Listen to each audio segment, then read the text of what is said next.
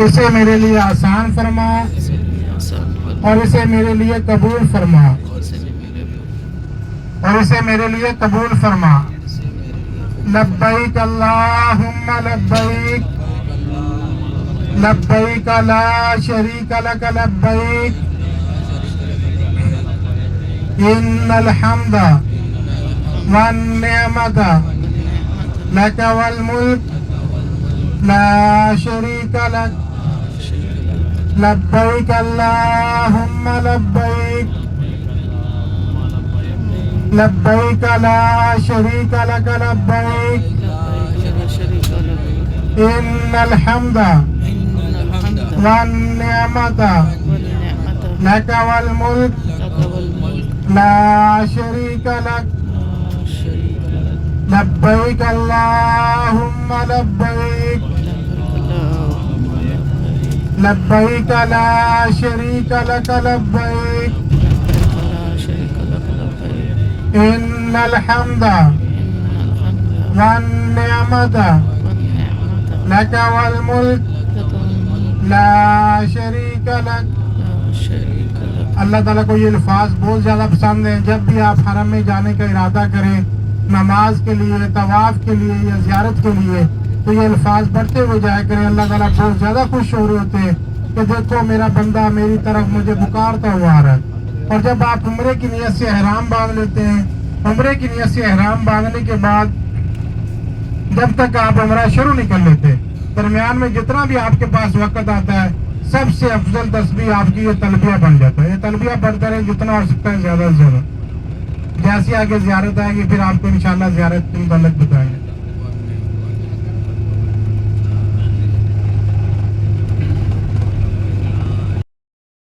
ایک راستہ نکل رہا، لیکن جب یہاں پر پہنچتے یہ 4 راستے بن جاتے ہیں۔ یہ دیکھیں 3 سڑکیں اور آگے۔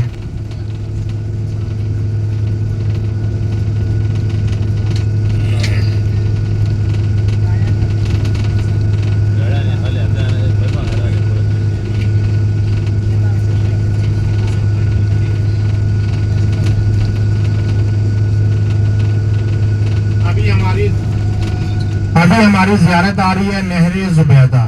نہر زبیدہ ہماری زیارت آ رہی ہے۔ ملکہ زبیدہ خلیفہ ہارون الرشید رحمت اللہ علیہ کی بیوی تھی، بہت ہی نیک عورت تھی۔ ملکہ زبیدہ آج سے 1200 سال پہلے یہاں پر میدان عرفات میں حج کرنے کے لیے آئی تھی۔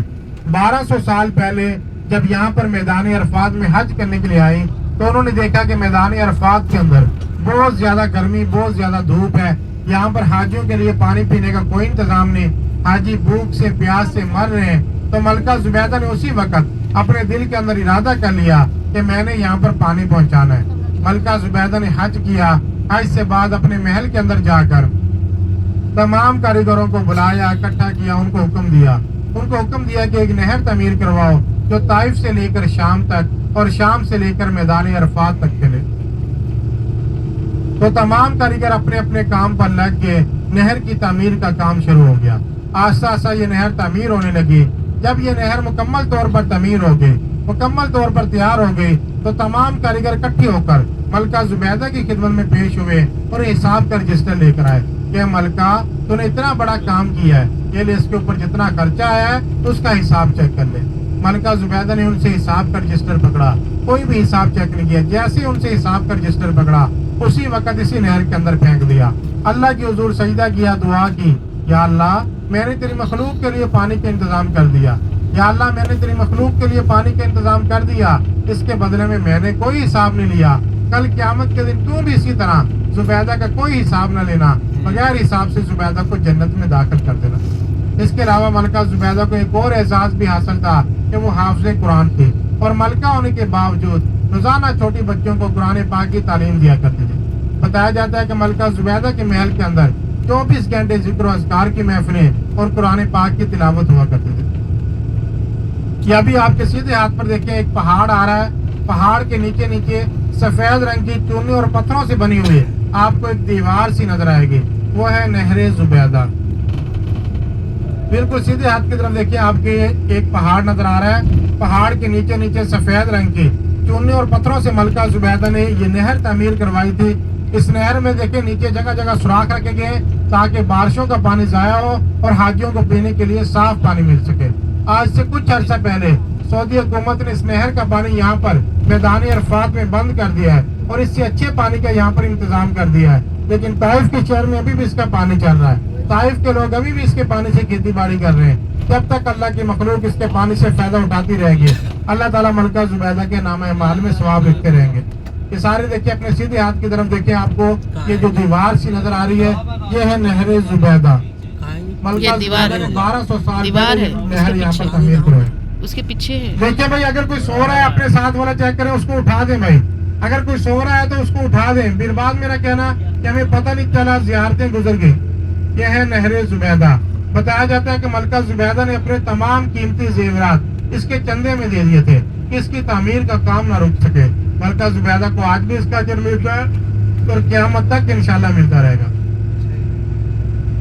کتنی لمبی نہر ہے جی، پانی کہاں دکھ رہا ہے؟ اس کے پیچھے ہے شاید، ہاں دیوار کے پیچھے۔ آج کے ساتھ والے دیکھیں، چیک کریں، کوئی سو رہا ہے تو اس کو اٹھا دیں بھائی۔ طائف کو جاری شاید وہ نہر۔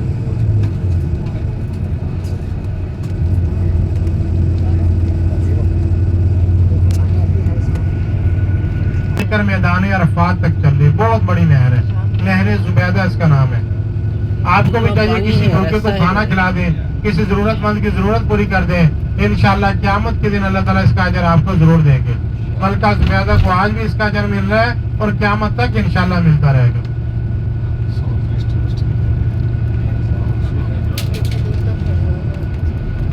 اور یہ اپنے الٹے ہاتھ پر دیکھیں، آپ کو ایک پل بنا نظر آ رہا ہے۔ حج کے دنوں میں اس کے اوپر 3 راستے، یہاں پر پیدل راستہ، گاڑی والا راستہ اور ایک یہ ہے ٹرین والا راستہ۔ یہ ٹرین صرف حج کے دنوں میں یہاں پر چلائی جاتی ہے، میدان عرفات سے میدان مزدلفہ، مینا، جمرات۔ آگے اس کا اسٹیشن بھی آ رہا ہے، میٹرو ٹرین اس کا نام ہے۔ جیسے اس کا اسٹیشن آئے گا وہاں سے ہماری زیارت میدان مزدلفہ شروع ہو جائے گی۔ میدان مزدلفہ ہماری زیارت اسٹیشن کے پاس سے شروع ہو رہی ہے، تو تمام حجاج کرام غور سے سنیں، متوجہ ہو کر سنیں۔ پہلے آپ کو بتایا تھا میدان عرفات کے بارے میں کہ 9 ذوالحجہ والے دن حجاج کرام میدان عرفات میں جمع ہوتے ہیں، ظہر اور عصر کی 2 نمازیں وہاں پر اکٹھی ادا کرتے ہیں، پھر سورج غروب ہونے کا انتظار کرتے ہیں۔ جب تک سورج غروب نہیں ہوتا کوئی بھی میدان عرفات نہیں چھوڑتا۔ جیسے ہی سورج غروب ہوتا ہے میدان عرفات سے میدان مزدلفہ کی طرف آنا ہوتا ہے، چاہے رات کے 10 بجے، 12 بجے، 1 بجے یہاں پہنچتے ہوئے، یہاں پہنچ کر مغرب اور عشاء کی 2 نمازیں اکٹھی ادا کرنا ہوتی ہیں۔ اب ہم میدان مزدلفہ میں داخل ہو چکے ہیں۔ آپ کے سیدھے ہاتھ کی طرف دیکھیں، سارا میدان مزدلفہ ہے۔ چاہے رات کے 10 بجے، 12 بجے، 1 بجے یہاں پہنچے ہوئے، یہاں پہنچ کر مغرب اور عشاء کی 2 نمازیں اکٹھی ادا کرنا ہوتی ہے۔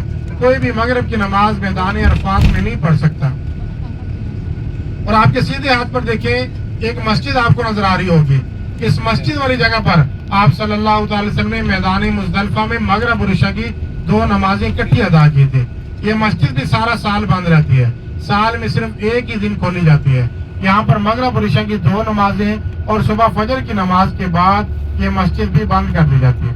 آپ صلی اللہ تعالی وسلم نے یہاں پر مغرب اور عشاء کی 2 نمازیں اکٹھی ادا کی تھی اور صبح فجر کی نماز ادا کرنے کے بعد یہاں سے سیدھے آگے جمرات شیطان کو کنکریاں مارنے کے لیے چلے تھے۔ یہ ہے مسجد مشعر الحرام، میدان مزدلفہ۔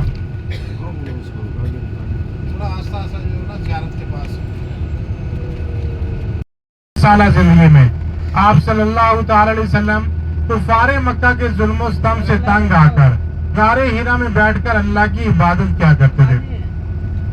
ان دنوں یہاں سے خانہ کعبہ بالکل صاف نظر آتا تھا، اب راستے میں بڑی بڑی بلڈنگیں بنا دی گئی ہیں۔ کفار مکہ نے خانہ کعبہ کے اندر 360 بت رکھے ہوئے تھے، وہ ان کی پوجا بھی کرتے تھے اور خانہ کعبہ کا طواف بھی کرتے تھے۔ تو آپ صلی اللہ تعالی وسلم ان سے ناراض ہو کر، دل گرفتہ ہو کر غار ہیرا میں بیٹھ کر اللہ کی عبادت کیا کرتے تھے۔ ایک رات آپ صلی اللہ تعالی وسلم غار ہیرا میں بیٹھے اللہ کی عبادت کر رہے تھے۔ حضرت جبرائیل علیہ السلام تشریف لے آئے، آپ صلی اللہ تعالی وسلم سے فرمایا کہ محبوب پڑھیے، اقرا۔ آپ صلی اللہ تعالی وسلم نے نہیں پڑھا۔ پھر حضرت جبرائیل علیہ السلام نے آپ صلی اللہ تعالی وسلم کو گلے لگایا، تھوڑا سا دبایا اور یہ کلمات پڑھائے، اقرا بسم ربک الذی خلق، خلق الانسان من علق، اقرأ وربک الاکرم الذی علم بالقلم علم الانسان ما لم یعلم. تو آپ صلی اللہ تعالی وسلم نے یہی کلمات دہرا دیے.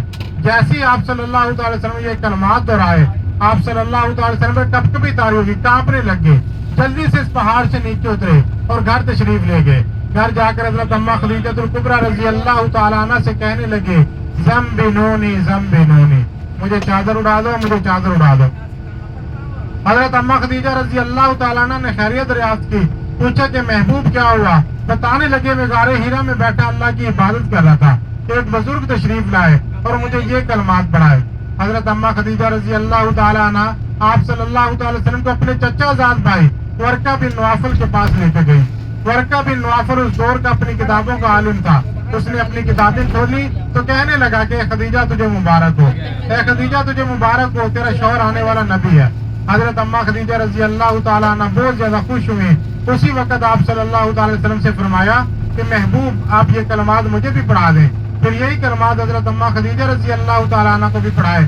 مسلمان ہونے والے خاتون اور سب سے پہلے آپ صلی اللہ تعالی وسلم پر ایمان لانے والے خاتون حضرت اماں خدیجہ الکبریٰ رضی اللہ تعالیٰ عنہ تھے. بعد میں آپ صلی اللہ تعالی وسلم باہر کے لوگوں کو کلمے کی دعوت دی. لوگوں نے کلمہ پڑھنے سے انکار کر دیا اور سب سے پہلا پتھر جو ہے آپ صلی اللہ تعالی وسلم کو آپ کے چچا ابو لہب نے دے مارا. قرآن پاک میں اس کا ذکر ہے, تبت یدا ابی لہب وتب.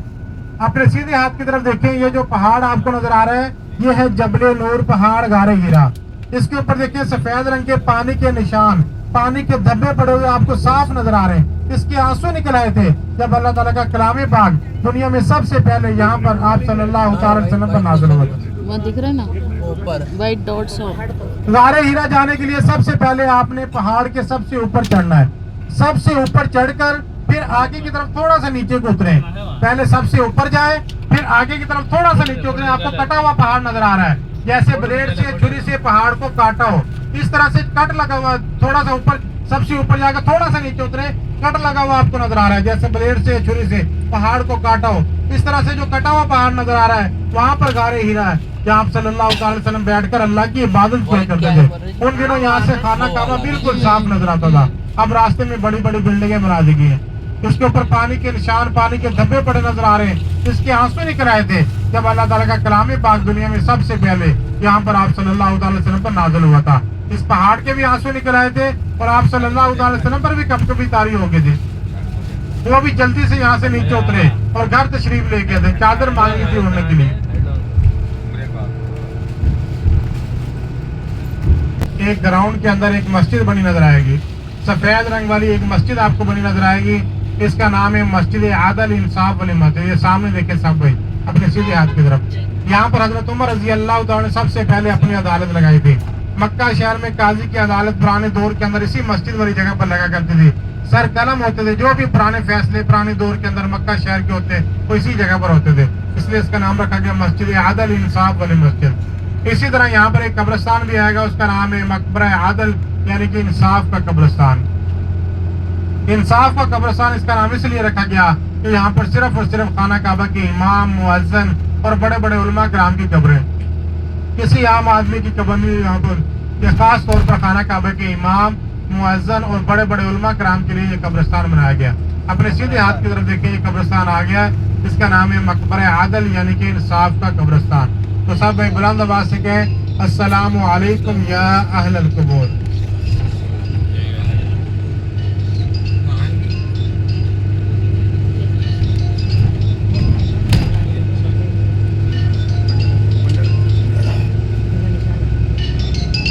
یہ ہے قبرستان, یہ ہے.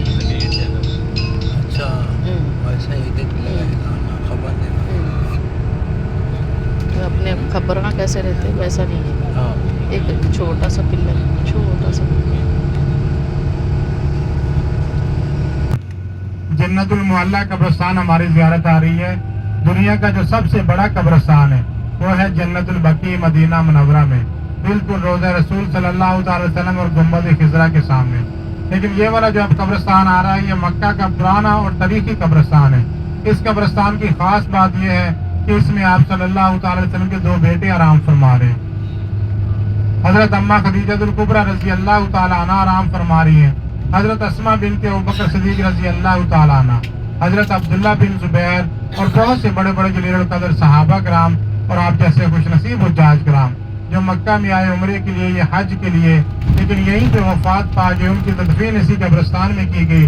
خوش نصیب لوگ ہیں وہ، کیونکہ رسول اللہ صلی اللہ تعالی علیہ وسلم نے فرمایا کہ میں کل قیامت کے دن اپنے روزہ سے اٹھوں گا، جنت البقیع والوں کو ساتھ لوں گا اور جنت المعلیٰ والوں کا انتظار کروں گا۔ تو ہم جنت المعلیٰ قبرستان کی طرف جا رہے ہیں۔ سب بھائی بہنوں سے گزارش ہے کہ اول آخر درود شریف، ایک دفعہ سورہ فاتحہ، 3 دفعہ سورہ اخلاص پڑھ لیں۔